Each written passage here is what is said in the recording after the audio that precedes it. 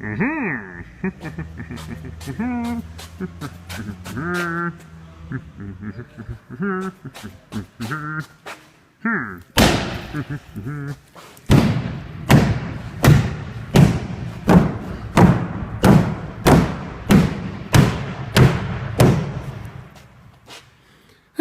better. So it's almost been 7 years to the day since I first saw this car, and I thought it's time to remind all you guys, be extra careful when you're out there searching for cars, because some of you who don't know much about cars could end up buying a death trap like this. So enjoy the video. Fortunately, yes, the video is old and the audio is crap, but it was never intended to become a YouTube video. It was put on YouTube many years after the video was actually filmed. So enjoy. This is a story about the worst car I've ever seen for bodged repairs, accident repairs. In fact, it's the only car I've ever refused to work on in my 12 years of looking at Alfa Romeos.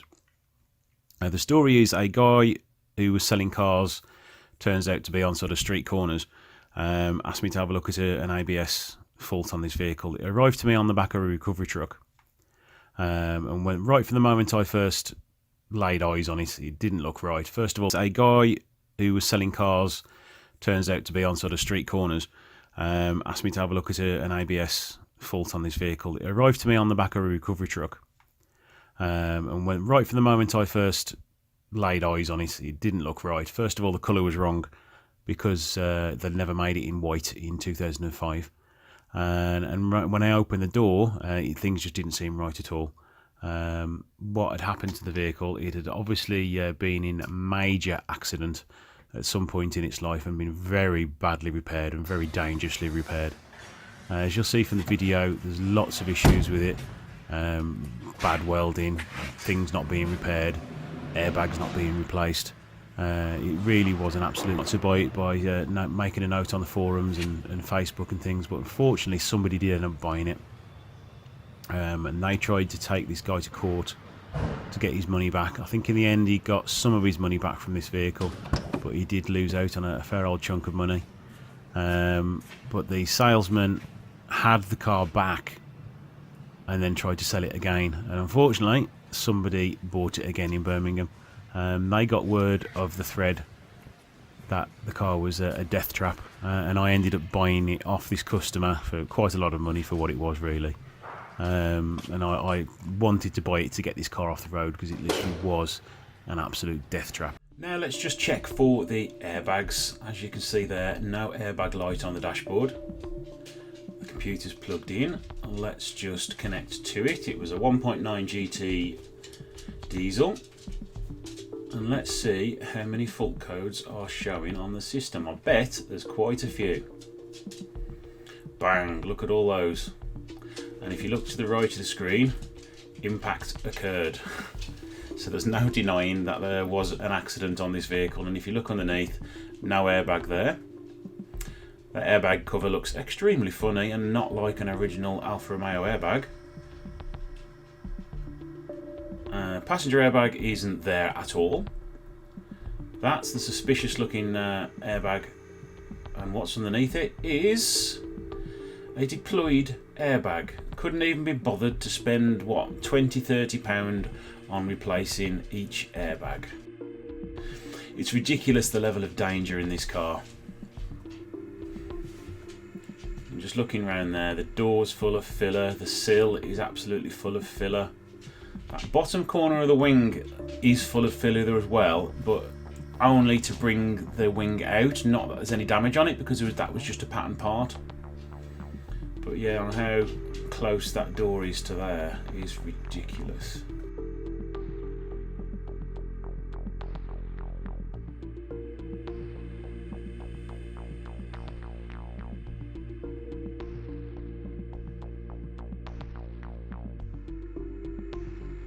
You can see inside the headlight is actually expandable foam inside there. That is what is holding both headlights in and into the correct position. The level of ignorance in people's safety is ridiculous in this. Even underneath the passenger one, there's nothing holding it in but expanding foam.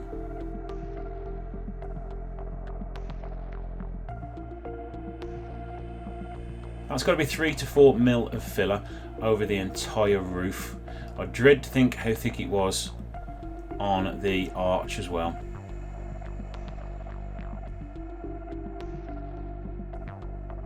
I mean, look at that. That's got to be over a centimetre of filler.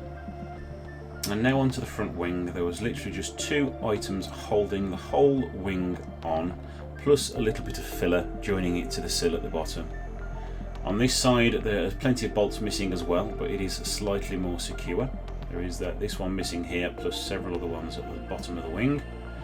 This only had one at the front of the wing. This wasn't even connected at the bottom. And the only other thing holding it on was a little self-tapper screw right up in the corner here. And that didn't take much to get out either.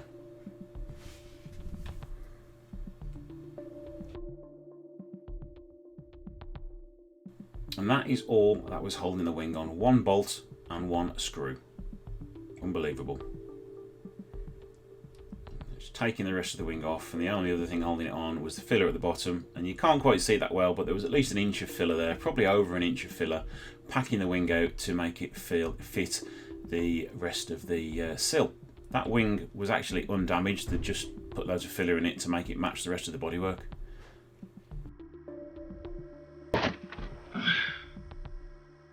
See, it's all been welded down there, it's all creased in there, it's all folded under there. I hate to think of what's holding the subframe on.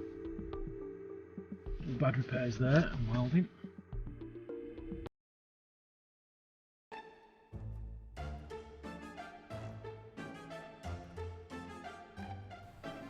And there's just a few more pictures on the horrors that were found, like this bent chassis leg, the bent shocker, the rusty and extremely not straight front chassis leg. That's the bend again there, look how it's kinked, and the metal's all crushed underneath on the lower chassis leg and the rear of the bulkhead. How the wing isn't attached to anything. All the rust in the arch, all the dents in the bulkhead, the damaged intercooler, some more foam, bad paint job, cut out airbags, bent A-pillar.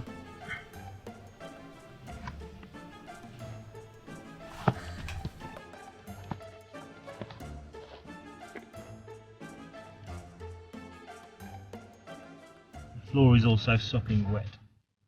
Expanding filler. Floor is still creased all the way along. The whole side quarter has been replaced. Extended the hinge because the chassis is pushed in by, I would say, 1 inch on this side. So it means the door, watch that door open, you might not be able to see it properly. Look how far down that door has dropped. Show and compare it to the other side.